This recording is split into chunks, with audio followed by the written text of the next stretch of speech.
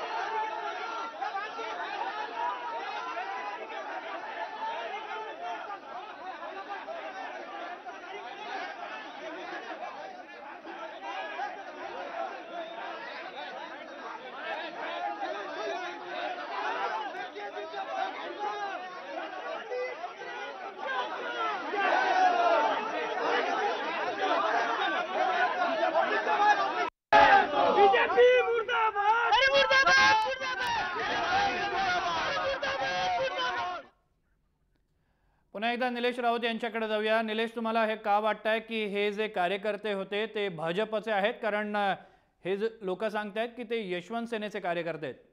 नाही, ते संपूर्णपणे भारतीय जनता पार्टीने पाठवलेले गुंड होते। ते भाजपचेच कार्यकर्ते होते सगळे। ते फक्त वेश परिधान करून त्या संघटनेचे आलेले होते। पण त्या ठिकाणी राष्ट्रवादी काँग्रेस पार्टीचं शिबिर चालू असल्यामुळे आणि त्यांना अंदाज न आल्यामुळे त्यांची बिचाऱ्यांची गफलत त्या ठिकाणी झाली आणि कुठेतरी भाजपच्या विरोधामध्ये धनगर आरक्षणाचा मुद्दा जाऊ नये त्यासाठी ही जी खेळी आता स्थानिक स्वराज्य संस्थांच्या निवडणुकींच्या पार्श्वभूमीवरती भारतीय जनता पार्टीच्या वतीने खेळल्या गेली आहे। तसं आम्ही या घाणेरड्या खेळीचा तीव्र शब्दात निषेध करतो। इथं आमच्या महिला पदाधिकाऱ्यांवरती त्यांनी त्या ठिकाणी धक्काबुक्की करण्याचा प्रयत्न केला, त्याचा देखील आम्ही तीव्र शब्दामध्ये विरोध करतोय। आणि या ठिकाणी पोलीस 40 मिनिटांनंतर घटनास्थळी दाखल झाले। मंत्रालयाच्या पासून 200 मीटरवरती हा परिसर आहे आणि त्या ठिकाणी धक्काबुक्की होते। एका राजकीय पक्षाच्या कार्यालयावरती हल्ला करण्याचा प्रयत्न केला जातो आणि पोलीस त्या ठिकाणी घटना घडल्यानंतर 40 मिनिटांनंतर पोहोचतात। हे उघडच की हे सगळं पोलिसांनी मॅनेज करून त्या ठिकाणी घडवून आणलेलं होतं। आता पोलिसांना कोणी सांगितली, सूचना दिली की 40 मिनिटांनंतर जा, याची पण चौकशी त्या ठिकाणी झाली पाहिजे। आणि नवाबाई त्याबद्दल 3 वाजता सगळी भूमिका जाहीर करतीलच, पण हा सगळा ठरवून प्री प्लॅन करण्यात आलेला कार्यक्रम होता। फक्त ते गाफील राहिले, त्यांनी पूर्ण माहिती घेतली नाही आणि त्यामुळे आमच्या युवक कार्यकर्त्यांच्या, आमच्या विद्यार्थी आणि महिला युवती कार्यकर्त्यांच्या तीव्र रोषाला त्यांना सामोरं जावं लागलं। तर मी पूर्णपणे भारतीय जनता पार्टीने खेळलेली खेळी नवाबाई याबद्दल 3 वाजता अधिकृत माहिती। तुम्ही या संदर्भात पोलिसात तक्रार केलेली आहे का? पोलिसांचं काही उत्तर मिळालंय का? निलेश जी, माझा आवाज येतोय? निलेश राऊत यांच्याबरोबर बोला निलेश। तर नवाबाईंनी त्या ठिकाणी सांगितलेलं आहे की पोलीस त्या ठिकाणी 40 मिनिटांनी आलेले, तिथं एक पण कॉन्स्टेबल जो 40 मिनिटांनंतर आला तो फक्त एकटा ड्रायव्हर कॉन्स्टेबल आलेला होता। इतक्या मोठ्या क्राऊडला मंत्रालयासमोर 200 मीटरच्या अंतरावरती त्या ठिकाणी नवाबाईंनी सांगितलेले की जर आम्हाला तक्रार दाखल करायची असेल तर ती आम्हाला मुख्यमंत्र्यांच्या विरोधात दाखल करायची आणि जर तुम्ही ती घ्यायला तयार असेल तरच ती तक्रार दाखल करा। आता पोलीस इथून निघून गेलेले, पण ह्या सगळ्या घटनाक्रमाच्या पाठीमागं भारतीय जनता पार्टी आणि मुख्यमंत्र्यांचा डाव आहे आणि हे त्या ठिकाणी हे स्पष्ट होत आहे। पोलीस तिथं अजिबात पोहोचलेले नसणं, मनोर आमदार निवासपर्यंत कार्यकर्त्यांनी आम्ही तिथे घेऊन गेलो, तिथं एकही कॉन्स्टेबल हजर नसणं हे त्या ठिकाणी त्याचंच होतं की हे सगळं प्रीप्लॅन बीजेपी वाल्यांनी कुठल्या तरी संघटनेला हाताशी पकडून करण्याचा डाव होता आणि तो सगळा आमच्या कार्यकर्त्यांनी आणि आमच्या पदाधिकाऱ्यांनी या ठिकाणी उधळून लावलेला। धन्यवाद निलेश राऊत, तुम्ही दिलेल्या प्रतिक्रियेबद्दल। अधिक माहिती जाणून घेण्यासाठी आपण जाऊया राजू सोनावणे यांच्याकडे। राजू, सगळा प्रकार आपण निलेश राऊत यांच्याकडनं ऐकला, अर्थात ती राष्ट्रवादी काँग्रेसची बाजू आहे। काय झालेलं होतं नेमकं? यशवंत सेना ही कोणती सेना आहे आणि त्यांची मागणी काय आहे?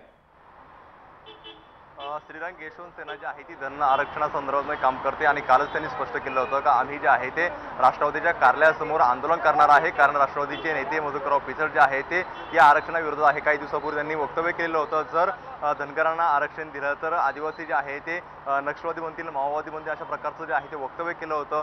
हा मुद्दा आहे तो अनेक दिवसापासून चाललेला आहे, कारण धनगरांना आरक्षण जे आहे ते आदिवासीच्या कोट्यातून द्यायचा असाही प्रश्न आहे। यामुळे पिचडांनी अशा प्रकारचं वक्तव्य केलं होतं, त्याचा निषेध म्हणून आज राष्ट्रवादीच्या कार्यालयासमोर हे सगळे जे राष्ट्रवादीचे काही कार्यकर्ते आहेत ते मधुकरराव पिचड यांचा पुतळा जाळणार होते आणि यावेळी घोषणाबाजी देताना जे आहे ते राष्ट्रवादीचे कार्यकर्ते आणि हे यशवंत सेना जे आहे एकमेकात भिडलेले आपल्याला पाहायला मिळालेले आहे, धक्काबुक्की झालेली आहे, मारहाण सुद्धा काही प्रमाणात झालेली आहे. त्यामुळे कुठेतरी पुन्हा एकदा जो आहे तो विषय पेटताना आपल्याला पाहायला मिळतो. मात्र राष्ट्रवादीच्या कार्यकर्त्यांनी म्हटलेलं आहे हे जे काही यशवंत सेनेचे कार्यकर्ते आहेत ते भाजपने पाठवलेले आहे आणि भाजपचा सपोर्ट असल्याचा राष्ट्रवादीच्या नेत्यांनी आरोप केलेला आहे.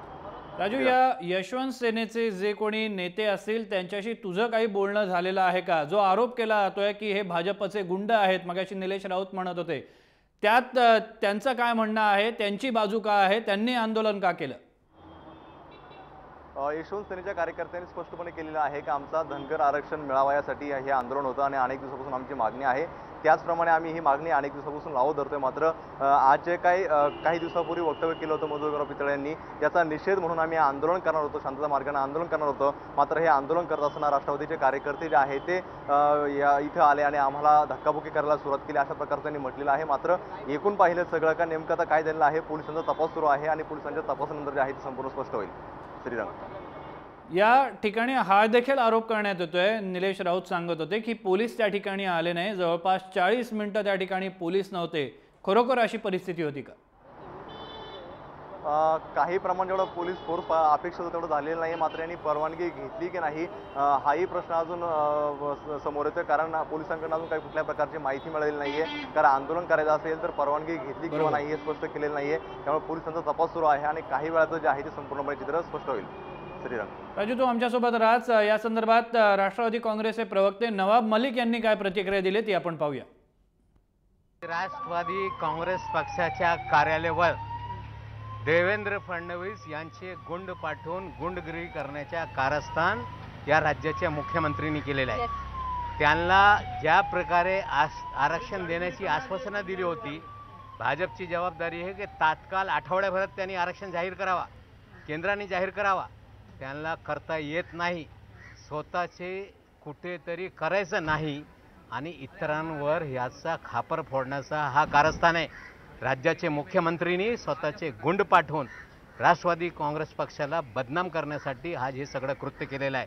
आणि या घटना झाल्यानंतर अर्धा तास एक पोलीस येत नाही, म्हणजे मुख्यमंत्रीने ठरवून पोलिसाला बाजू करून कुठेतरी आमच्या बदनामी करण्यासाठी हा डाव रचलेला आहे. आम्ही मुख्यमंत्र्यांचा निषेध करतो. दरम्यान हा सगळा प्रकार काय झाला आपण पुन्हा एकदा पाहूया. यशवंत सेनेची एक कार्यकर्त्यांची फौज राष्ट्रवादी काँग्रेसच्या ऑफिसच्या बाहेर जमलेली होती. धनगर आरक्षणाच्या मुद्द्यावरून मधुकर पिचड यांचा निषेध करण्यासाठी हे सगळे कार्यकर्ते जमलेले होते आणि याच वेळेला राष्ट्रवादी काँग्रेसचे कार्यकर्ते तसंच यशवंत सेनेचे कार्यकर्ते यांच्यामध्ये हाणामारी झालेली आहे. पुन्हा एकदा बघूया काय घडला होता प्रकार.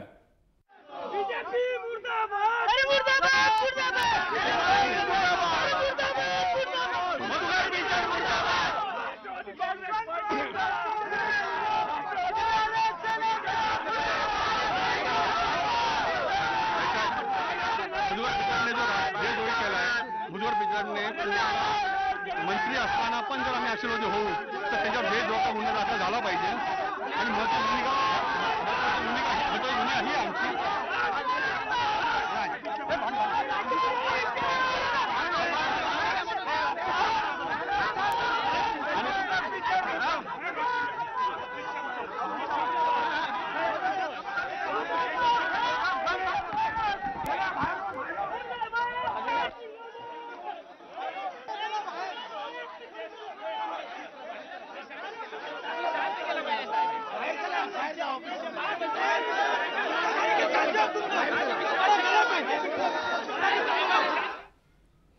पुन्हा एकदा राजू सोनावणे यांच्याकडे जाऊया. राजू, आपण बघितलं की कशा पद्धतीनं बाचाबाची झालेली आहे.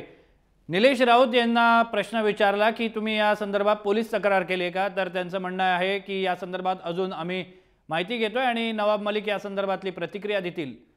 पोलीस तक्रार करण्यात आलेली आहे का यशवंत सेनेच्या या कार्यकर्त्यांना किंवा राष्ट्रवादी काँग्रेसच्या कार्यकर्त्यांना जी मारामारी झाली त्यांच्यापैकी कोणाला ताब्यात घेण्यात आलं का? आतापर्यंत जे आहे काही कार्यकर्त्यांना पोलिसांनी ताब्यात घेतलेलं आहे, मात्र पोलीस तक्रार जी आहे ती आतापर्यंत झालेली नाही आहे. राष्ट्रवादी नेमकी आता काय भूमिका घेणार आहे ते महत्त्वाचं आहे. राष्ट्रवादीची आता बैठक सुरू आहे आणि नेमकी पोलीस तक्रार करायची का आणखी काही हाही प्रश्न आहे. यशवंत सेनेचे कार्यकर्ते सुद्धा जे आहे ते काही पोलिसांनी ताब्यात घेतलेलं आहे आणि याच्यावरती सखोल जे आहे शिवसेना सुद्धा हे करेल, विचार करेल आणि नेमकी तक्रार कशा प्रकारची करायची, काय करायचं हा विचार केल्याने आतापर्यंत कुठल्या प्रकारची तक्रार जी आहे ती दाखल केलेली नाही आहे. मात्र एकूण जर पाहिलं आपण का जो धनगर आरक्षणाचा मुद्दा आहे तो अनेक दिवसापासून सुरू झालेला बरोबर, होता. हा मुद्दा जो आहे तो पुन्हा एकदा पेटायला सुरुवात झाली. धन्यवाद राजू, तुम्ही दिलेल्या माहितीबद्दल.